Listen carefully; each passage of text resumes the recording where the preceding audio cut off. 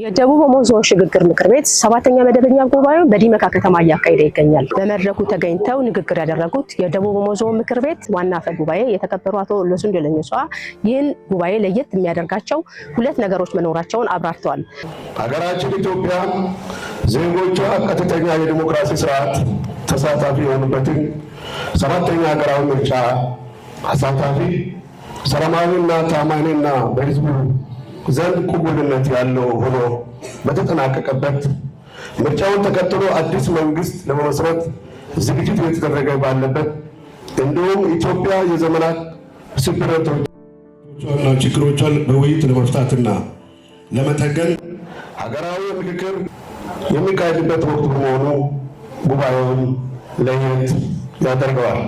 ዞኑ የሰላም ቀጠናው የተረጋገጠ እንዲሆን በርካታ ነገሮች አንስተዋል። ከዚህም ለሰላም ጉዳይ ሁሉም በጋራ በመስራት ሰላምን ማስፈን እንደሚገባ አንስተዋል። በዘንድሮ ዓመት የተሰሩና ክፍተት ያለባቸው ስራዎችን በቀጣይ ዓመት አቀናጅቶ በመስራት የዞኑ ሁለንተናዊ ለውጥ ለማጠናከር በጋራ መስራት እንዳለበት ጠቁመዋል። ከምክር ቤቱ አባላትና ከሚመለከታቸው ባለድርሻ አካላት የሚጠበቁ ነገሮችን በማድረግ ለቀጣይ ለዞኑ ልማት መፋጠን ሁሉም የድርሻውን እንዲያበረክት ጥሪ አስተላልፈዋል።